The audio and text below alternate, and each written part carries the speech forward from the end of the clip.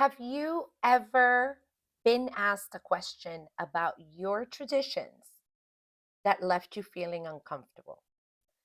This is a question that I think deserves so much attention, but I want to tell you what happened today. Story time, everybody. I was just in a meeting. And we were talking about technical issues when it comes to, creating content. I was in that type of meeting. And we all had to talk about our YouTube channels. And this one spoke about his. There were two men and two women. I was the other woman. Oh my God, that sounds so horrible. When it was my turn, and I spoke of what the channel is about, that it has to do with Orisha based traditions, so West African traditions, and a lot that encompasses that, there was a woman there.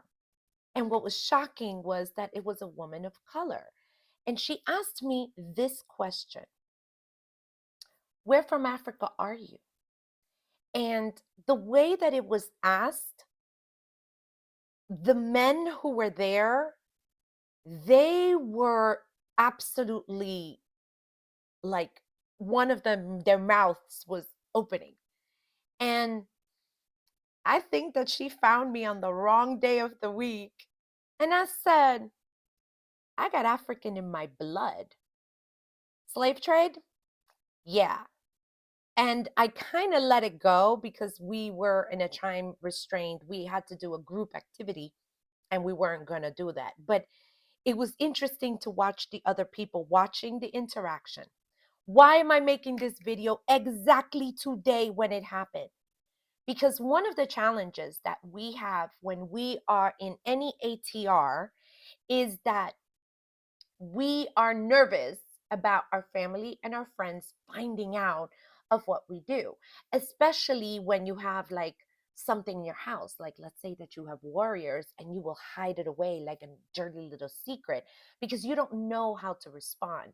And for those of you who do that, not judging you, this is where you're at. But I wanted to share what just happened to me because I'm like, are you kidding me?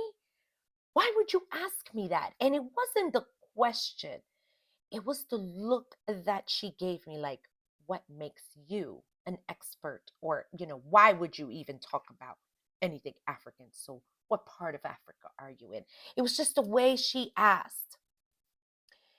And I was in a fighting mood, but we're in a meeting. We can't be fighting people. No fighting in meetings. But I realized that a lot of us need to be confident in what we are practicing. If we are confident, just think of it like this. If you're coming to a legba, let's say you have a legba, you got warriors from a santero, you got a legba, right?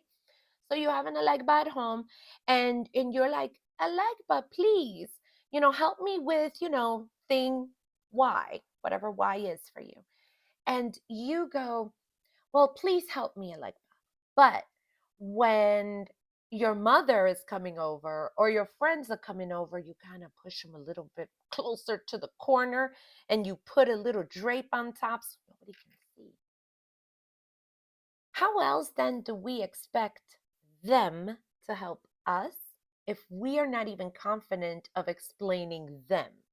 And by the way, you don't need to explain them to anyone. I wanted to know from all of you, have any one of you, has any one of you, have all of you ever experienced a time where somebody asks you a question that kind of catches you off guard? I was caught off guard and I literally went into fight mode. Like, you want to know African, like my great great grandparents? They were they were from the boat, but I didn't want to say that. And how is it that we are going to normalize what is normal to us if we're not able even to express ourselves? We don't have to defend every time that we're asked a question. We don't have to do that. We don't have to fight. I was just, I guess, in a fighting mood, but I did not fight. I think that there's also another issue with why should you be practicing anything African? You ain't African. And people who are not very, very melanated, even though I am melanated, but not enough, according to some people, why should I? I was having this conversation with a couple of people recently because we're getting ready for a particular podcast. And if Arisha doesn't have an issue with us, being that I'm so non melanated, why should you? If there are Orisha Iles right now, Lukumi Iles in China, in Japan. By the way, have you seen those videos? They are phenomenal. They have faith. They still mount their Orishas. Orisha still comes to talk to them. Who are we to judge who these traditions are for or not? Leave me your comments below. I know this is getting into a fun topic, which can be very, very heated. The only thing that I ask is be respectful.